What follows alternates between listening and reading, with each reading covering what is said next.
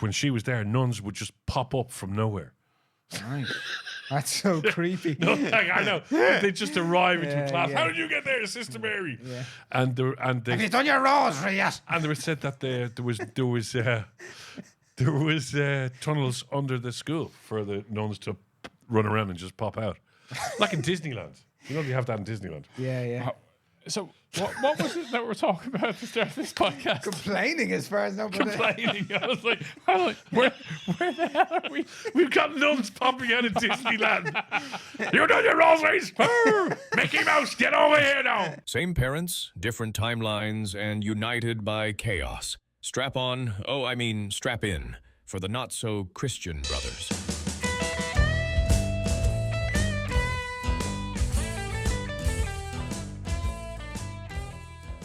So listen, we were doing a lot of complaining the other day about the Rose of Tralee in the last episode, and this is the after show of Not So Christian Brothers. This is a show about two brothers. I'm one of them. He is the other. And on this show, we get to see Terry's face. And we get to see Terry's face. Look at that, bright. There's my button. face. There's his face. Young. Everybody says to me, Terry's very young, and he is baby face. I've seen people describe him as. Yeah, and relative to us too, he's definitely baby faced and young. I'm not that far behind you, actually. I'm only 8 years behind you. You look a lot younger. You look a lot younger, yeah. This man has life lived on his face. He does. You look still baby faced. Have you ever been asked for your ID when you go into an office license? You don't drink. I don't drink anymore. Wow. I got sick of being asked for my ID. You should grow a beard. You should grow a beard. Well, he's got a bit of something going on. Look, he's got something going on. It's a little bit of stubble just sort of going on. Neve's I mean, not it mad looks about like a good kind of face cloth to take care of that, though. Yeah, it would. If I stuck my head out the car driving 30 kilometres, it'd be gone. It'd be gone. Gone. Yeah, it looks like that, right? Well, that's Terry anyway. Yeah. So that's Terry for you. Yeah, we were. Well, that's just especially for my nieces who over the weekend told me that we abuse you way too much. Oh, really? Yeah. Oh. So I just wanted to underline that fact in case we hadn't abused you enough recently. Ah. Thanks so much for looking after me, nieces. I really appreciate the support. Oh, we should just start abusing them then. Yeah. Yeah, we don't as a nation. Sorry, I think. So we're talking about complaining, and we were complaining about everything last Thursday. But I think that social media, everyone complains now on social media because you can hide and everyone's doing the best chipper in Ireland, or the best restaurant, or the best this. It's annoying me now at this stage. And then they set up a little table outside the chipper, and they go, oh, that batter's not good enough. So can I just? I'm sure you've seen this. But you've seen Jason Byrne does his restaurant. Oh yeah. With Willa White. Then his ma, Willa's ma.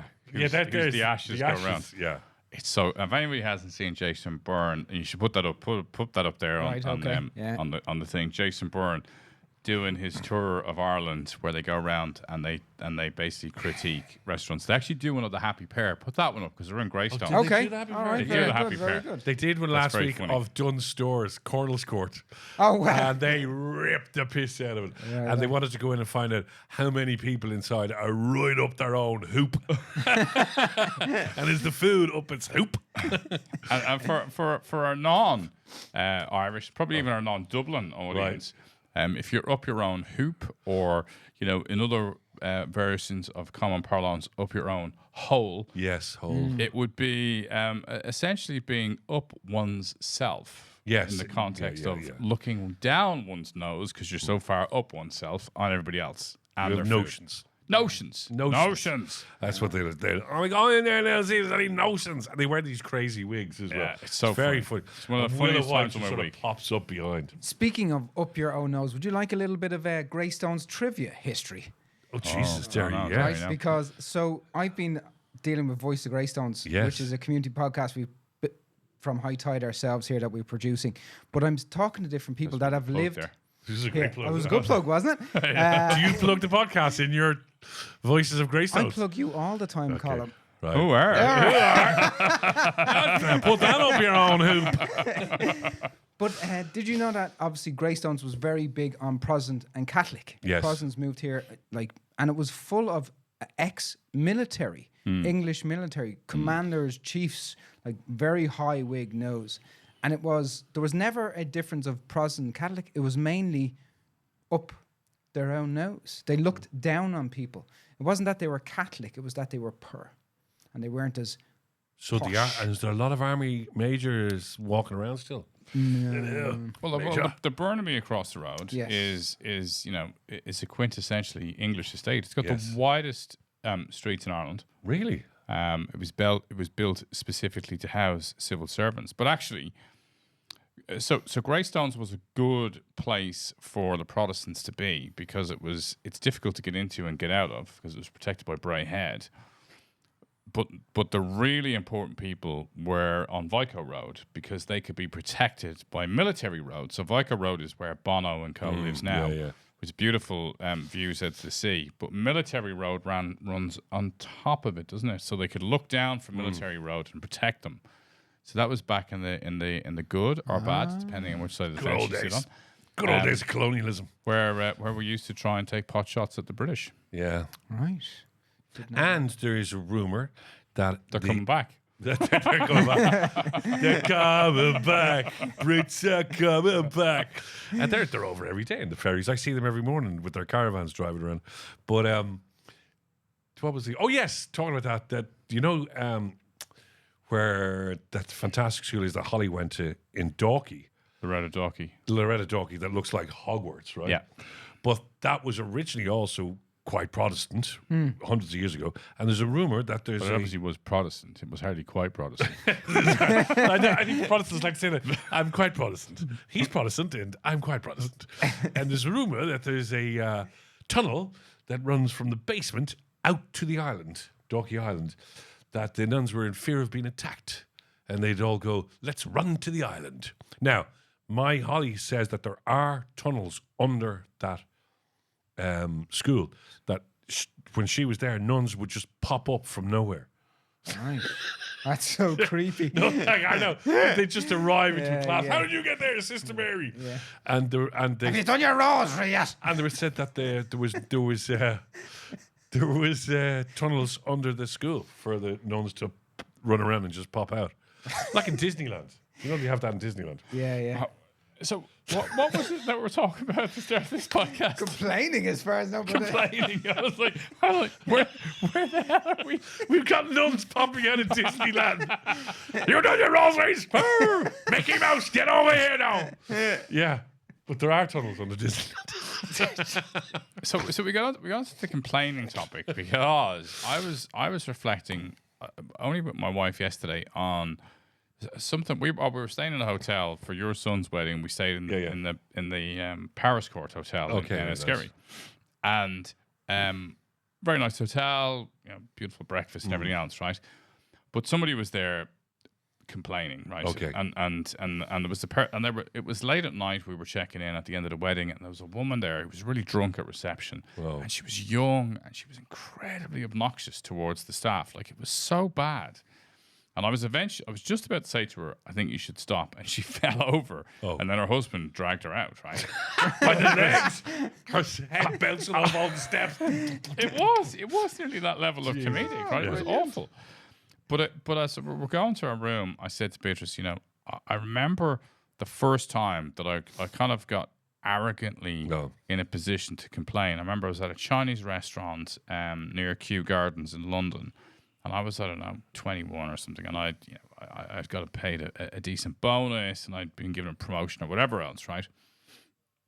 And you can almost sense, and this obviously comes with youth as well, that there's a kind of a giddiness in terms of, now I have this higher echelon and status. And I had a go with somebody who served us in this Chinese restaurant, and a friend of mine who was with me looked at me and said, "Man, you've just been like a complete dick. That's just not called for." And only for the fact that was a good enough friend who was willing to say that, I actually went, "Oh yeah, wow." And he said, like, "Why are you talking like that? That's not like you."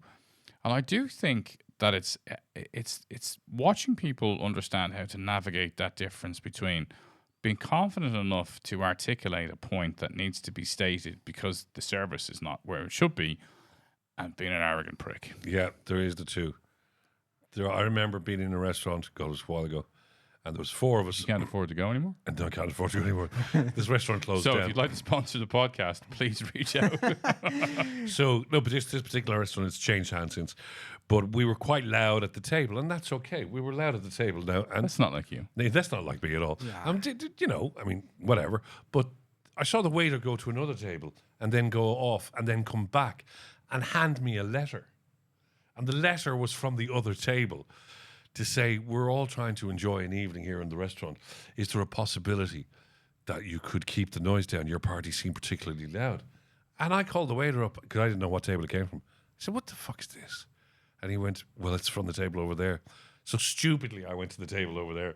What are you going to say? Louder than I was. And I went, like, I will keep it down. I didn't realize it was so loud. But, like, surely you could have just come across and said it to us. Like, writing out a letter to hand to the waiter for the waiter to come to us, I thought was a bit...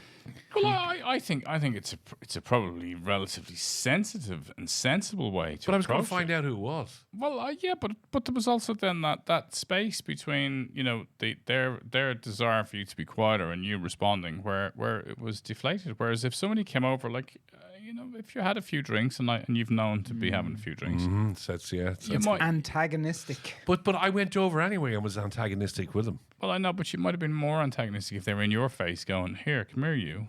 Oh, this is a tiny little fella. He wasn't. Here, come here, you. Yeah, he was a small little bald man. I always remember to this day. So you picked on a small old man because he No, sent you a bald, letter asking you gently excuse to me. be There's a quiet. waiter. So can you point them out to me? And as the waiter's fingers moving around, you're like, "Oh, that guy's quite tall. Oh, Sorry. he's fixated the figure on the small little bald man. Right, that's it. I'm in. Yeah, Send it. bald, Go over there." not old, bald, small. I just remember him being a small, little, angry, bald man. Well, he was only angry because you went over to him. And I was tapping him on the head like that. You small, little, angry, bald man. And then he started running around the restaurant, followed by attractive women. I think he bought us a drink. But I remember another time, right? And I was with the kids and we were having lunch. We were having sandwiches. And this waiter gave us the sandwiches. And I looked at his fingernails and they were long and they were filthy. They were actually dirty, right? He's chopping the lettuce with them. And I could have, and I said, take them away. And he went, well, what's wrong? And I said, Your fingers. You don't know what's wrong with you giving us these sandwiches, which has just been freshly made. And he went, no. And I said, well, can I see your manager? And I said, but you don't move. So he called the manager down. And I said, do you know? I was getting really hoity now. I was actually enjoying it. I went, do you know, is there a small little bald man here I can tap on the head? I said, do you know what's wrong? And he went, no, what's wrong with your sandwich? I said, well, this guy's brought it down. It's an open sandwich. Look at his nails. And as everybody turns around to him, you see a man picking his nose with his nail. And flicking it onto my sandwich. And he The said, manager's like, and they said, well, will I make you another sandwich? I go, who? Not you. Freaking nail boy. And now the manager probably hates me as well. No, but it was just... Did you eat another sandwich in that place? No, we 'Cause left. They would have been all spitting in it and peeing in And it they'd be and everything. queuing up the back, you know. They'd be like, put the special sauce on top there. Drop the trousers, Tommy. Here, we're coming in. a couple of extra hairs for this man. Do you remember Baldrick used to make the cappuccinos in Blackadder? Oh, yeah. Yeah, put the special sauce on. But yeah. And where's the little jar that keeps the pubes? We'll go for that then. No, I didn't. But I think that was okay to complain. Do you complain, Terry? I did once. Once?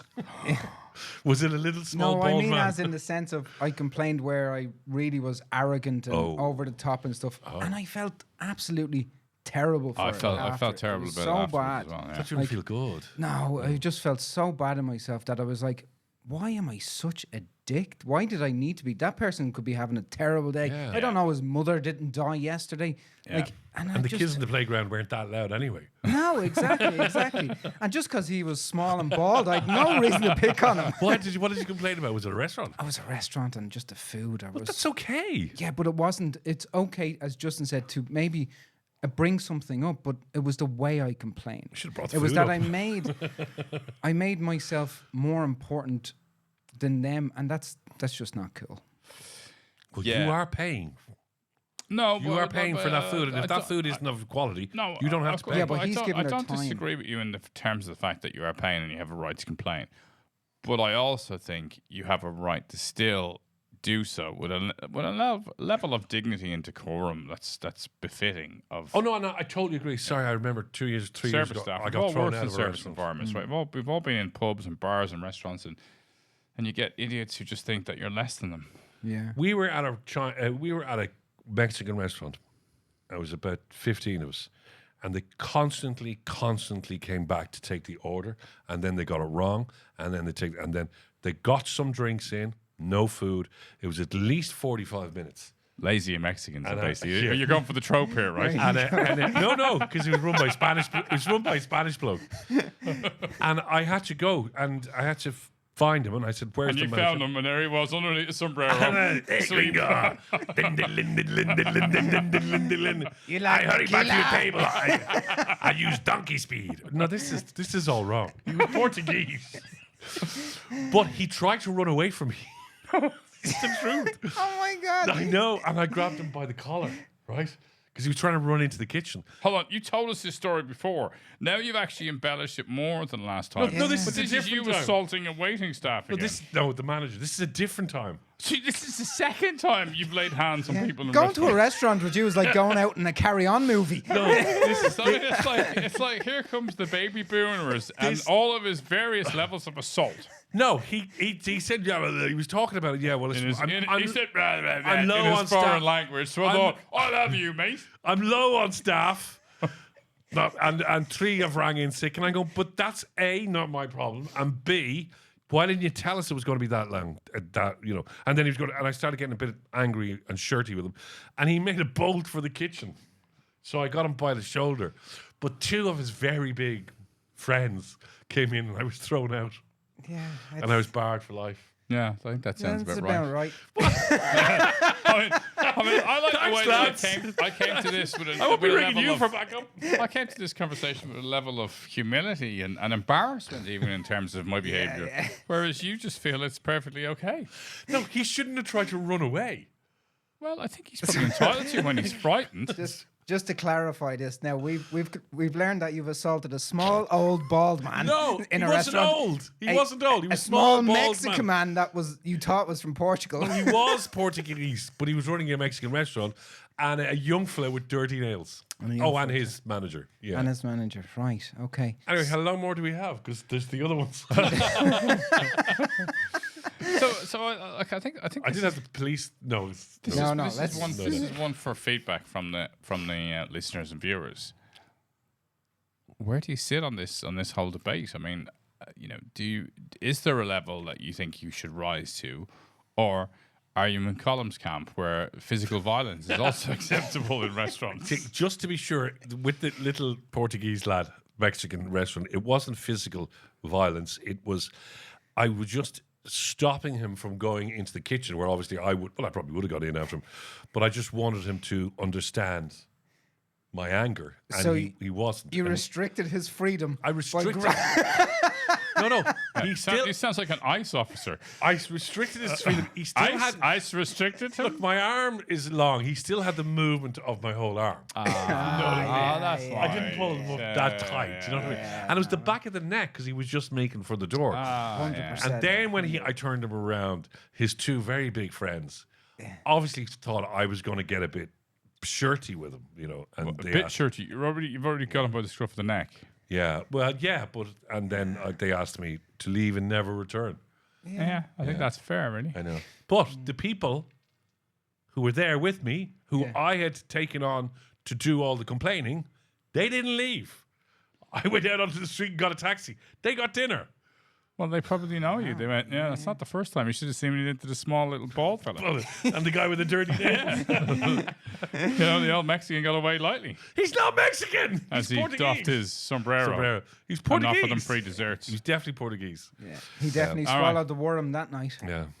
Okay. yeah, So yeah. we've done it, right? There we go. Nailed. After show, He should have been. complaining. Complaining. What more do you want? I'd love to know people's if they've got stories about complaining. Yeah, I think it That has they it ever complain. been to a point where you felt so embarrassed of yourself of taking it to the limit. Obviously, Colm has never felt that embarrassment, but that's okay. We all have our ups and downs in life. No, we all One- have one- the bar one could at also different refer to levels. that as- The bar's at different levels. Wouldn't also refer that to as like a narcissistic trait, but No, look, I'd never have reached for cutlery, put it that way. He's hiding behind his mic. Like, subscribe, do all the bits and pieces. It's Not So Christian Brothers. The title sticks. Yeah. Justin Caffrey, Colm Hayes, we both love you. Nobody will grab your collar on this show. Terry Tech. Bringing it home. See you now.